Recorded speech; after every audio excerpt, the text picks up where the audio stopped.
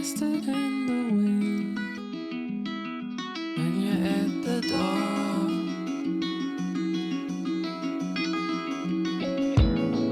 And I can't let you go. Oh, memories so sweet. Let's just find a place under the stars.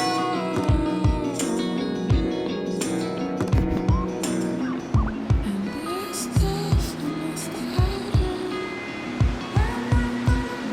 This is turning into I'm not gonna lie, oh no. Yeah, I tried this a million times, oh no. To get this off my mind. Hi guys, my name is Alina. And my name is Bharat, and for this video, Alina had a very interesting idea, and that's why we wanted to sit down and make this video. Yeah, so I was thinking we always share like why get married in Denmark and just informative videos. So I was like, why don't we just share our like personal story, how we met, how we decided to marry in Denmark, and how was the overall experience for us. Yeah, I mean, also we got so many questions like, how did you guys meet and stuff? So Yeah. we met when we were 19, and I was coming to Germany for a conference, and the conference was taking place in Friedrichshafen. It's like the very like southernmost part of Germany, and you have very nice zeppelins and everything there. Around that time, when I was like, going from I think Freiburg, and I was going towards Friedrichshafen, there I met Alina on the train station because I was not able to understand why the train is delayed. Like there was the train supposed to be there at that time, and like there was no sign when it is coming. So like that's essentially how we started. And of course you had to ask the only girl on the platform. You couldn't Yes. have asked anybody else. Why not? So like we started talking, and afterwards like Alina is not big on like talking to strangers, and I could like feel that like 100%. But like afterwards, we started talking, and we shared emails first, and then afterwards like we kept in touch. And then I started my masters. Before that, I feel like even in guys internship. always everything on the surface, like let's just do the main things, and women always share like all the details, what I was wearing, all sorts of stuff. Yeah, so let me be a little bit more detailed. So Okay. Bharat came up to me, asked me, then I was a little bit shy at that time, so I was like, okay, this is embarrassing. And then he kept on talking, and Bharat is like very outgoing person. He can talk to anybody. Like I always laugh about this, but he can speak with anybody, even the most like introvert person. So he kept on speaking to me. Then we had to obviously catch the same train, and then we were sitting together talking some more. And then I had to get out, and then of course I knew, okay, now there will be a question for phone number or something, but I was not really feeling like so nice sharing my phone number. I don't know, that's just like a German thing for me. And then I offered him my email, so he took it. And then after like, I think, when did you write me the email? I think it was November 22nd or something. Like I think as soon as like I was coming back, then like I wrote, and Yeah, then but you afterwards we took your started time, talking. and I was like, okay, I'm not Yeah. gonna hear back. And I was already like, Right, focused. I reached on 3rd or 4th November or something back in India, and I wrote on 22nd or something. Yeah, I was already focused on, my normal life. Didn't even expect email. And then, yeah, he sent it, and we kept in touch. And Bharat was really cute. He already had a crush pretty quickly, and then he also sent me some stuff by mail, which I never expected. Nobody does these type of things. And then a Christmas card and all sorts of stuff. So, and he actually already wanted to start dating when we were just having this like online relationship. Not relationship, we were just talking.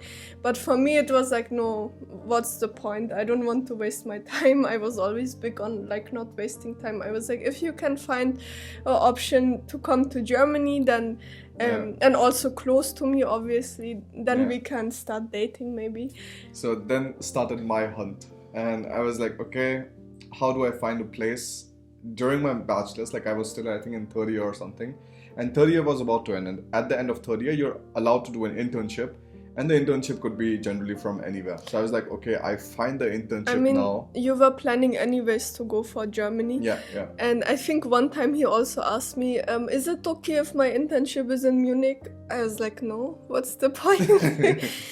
This is useless. I was getting some interesting companies there, but like in the end, like I found this very nice company, Schleichbergermann Partner, in Berlin. I mean, they just have absolutely fancy projects.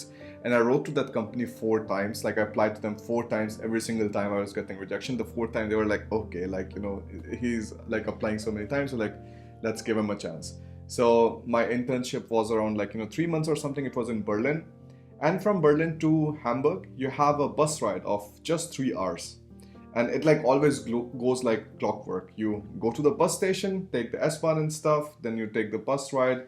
Alina would pick me up from Hamburg, she would come by car, and then we would go home.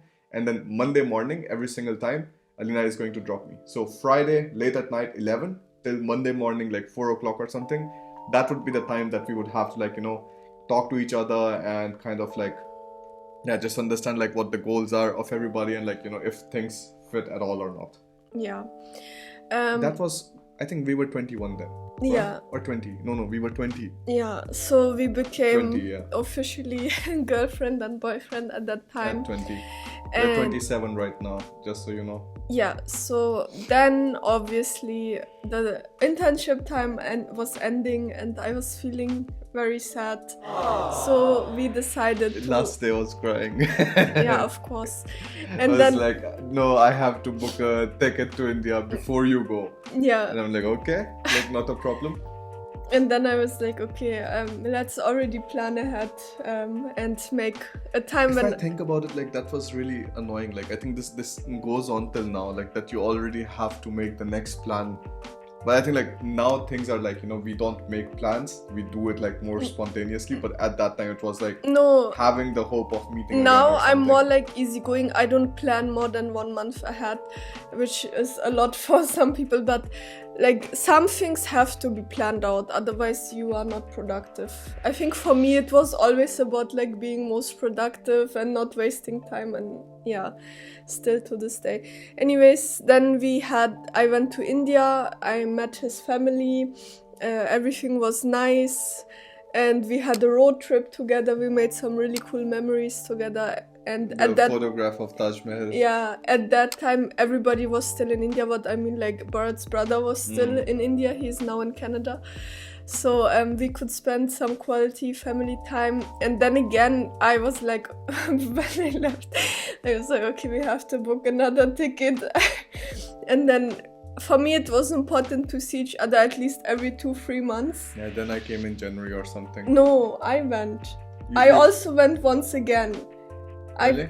No, look, No. you came in November. No. I came in November and then I came again in Jan. Remember? Ah, right. Yeah. You So came first. I came again in Jan, and yeah. then Bharat came again in February. Yeah. Like end of Jan, It was February. like so fast. Like, Yeah. okay, January, Alina is coming, February, I'm going. And this is like still me during my studies and stuff. So like I would say, okay, like, you know, But- it's some kind of holidays are matching. So like we just like, Yeah.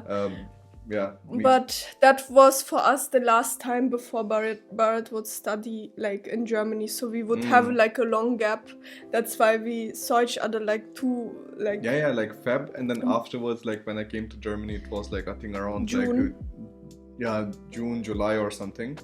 And then afterwards, like the entire story started like with TUHH and stuff, and like, you know, getting my final test staff this test staff exam done and everything. So that was And Bharat and I also finally started living together. yeah.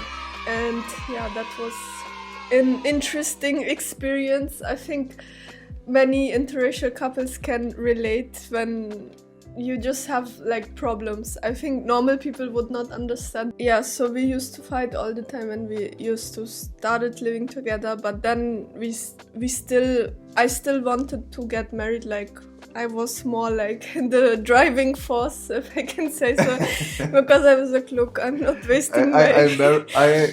proposed Alina once when I was drunk, and I was like, Yeah, and that was back. Alina took it too seriously. No, that was not too serious. I was like, look, either we have to break up or we get Logics. married, because I have no time to waste. Yeah, so then Bharat was, because for me it was like, the logic was like, I want to start building my life, not that we date for so many years and then all of the sudden we break up and everything is like for nothing. So I was like, no, we get married, we start building our life together, which now I think both of us agree was the best decision ever. Yeah, so then we started getting all the information about getting married in Germany. In Germany, Yeah, we went to Standesamt and they just printed this huge list of This documents. And we were like showing them Bharat's birth certificate already, and they're like, Nope. So the thing was, like, in the birth certificate, they would like cut the name, like, you know, like, for example, my mother's name was you written didn't wrong, even and have they a cut it. last name. Yeah, I didn't have my last name in the birth certificate either. Also, like, I didn't have it in the passport at that time. And like, it was like, okay, like, you know, we cannot do this. Like, how do you not have a surname or something? And like, you know, the problem started from there. Then the birth certificate, it just looks, it's fake. And like, it has to be verified from the German authorities No, in it was India and so also on. that you should get a new birth certificate, they said. And then I think when we contacted the Indian authorities, then they said like, no, it's not possible. You can only have your old birth certificate. Yeah.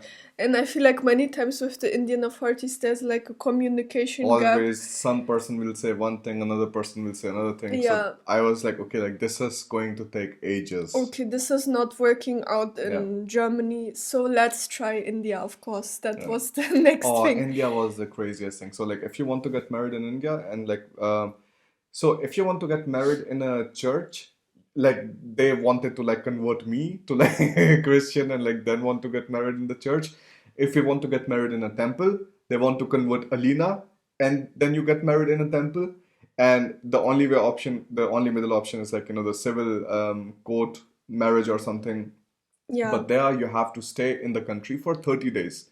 And I just don't see the sense of it. Like, who has the time for 30 days to get married and then afterwards, like, you know, start their life? Like, we were like both studying, we were both working, like, nobody had the time for it. I could never get so much holidays. Yeah.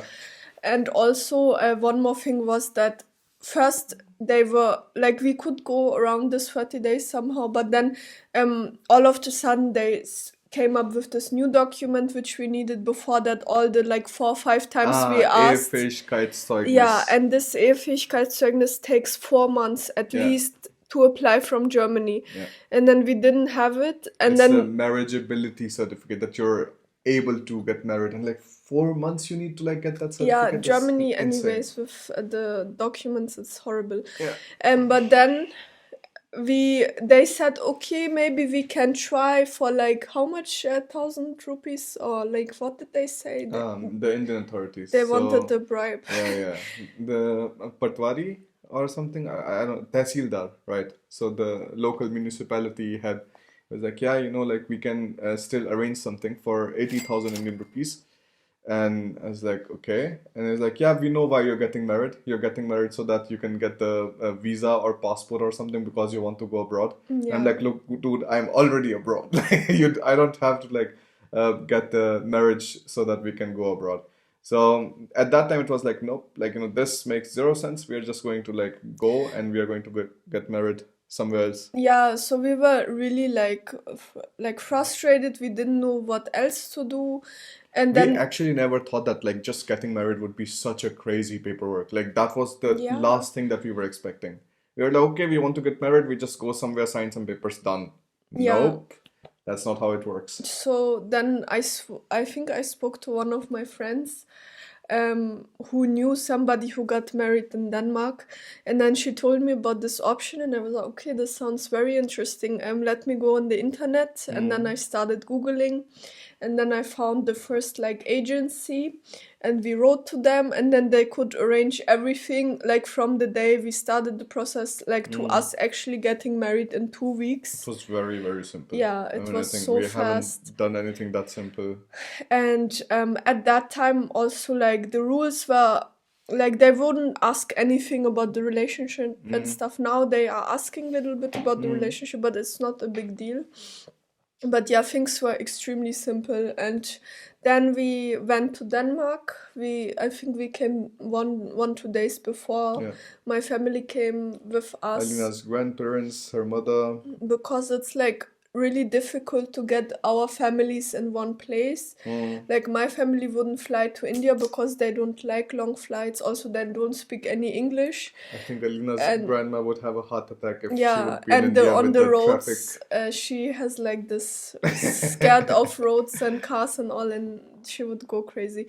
But anyways, Bharat's family also couldn't come because of Bharat's father is a professor. So my family came with us. And yeah, we got married. We had to do some like physical check of our documents. That was very easy. Took 2 minutes Yeah. or something. Just the passport, I think. Yeah, like Passport and visa. Yeah. That's it. and then the next day was the wedding ceremony. It was really sweet, and like I actually really enjoyed it. Yeah. I have the complete video recording of it. It took like exactly like 14 minutes or something for everything to end, and like then that's how like also the slots are on Aero, like that every 15 minutes like you have a new wedding then. Yeah, so we got married, we got our certificates immediately, and when we went back to Germany, then we could do all the like paperwork right away. So we went to this Bürgeramt to change our marital status in the system. That was very quick. Yeah, you just have to tell them that you got married. Like you don't have to get the marriage certificate verified or something. You just say we got married. Here it is. Change our marital status in the system. That's it. Yeah, because you're already legally married, you don't need to do any registration. You just Some people have decided that they go to the Standesamt or something, and like But that's process gets like completely crazy. You don't do that at all. You simply go to the Bürgeramt, you tell them I got married, this is the marital status, then you go to the Finanzamt, change your taxes. The tax class is done. You don't have anything else. Yeah, it was a very simple process. Actually, Krankenkasse too. We had to write. Health insurance, and also you have to inform your employer. Yeah. So this was basically our experience. It was very nice, and to be honest, like at that time it felt like emergency, like not wedding, but like we had no other choice.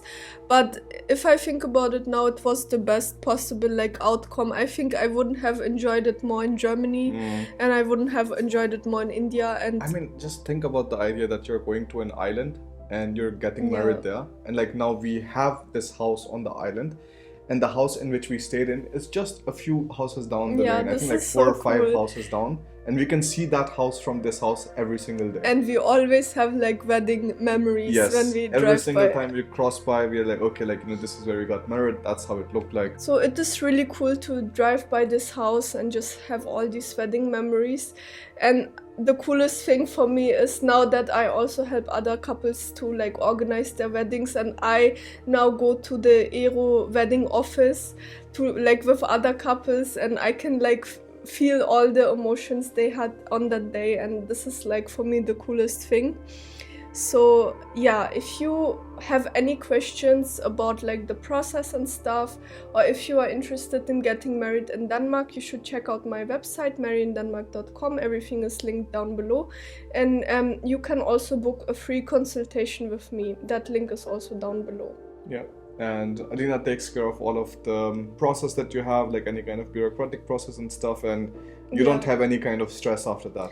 It definitely makes sense to go with an agency. We personally went with one.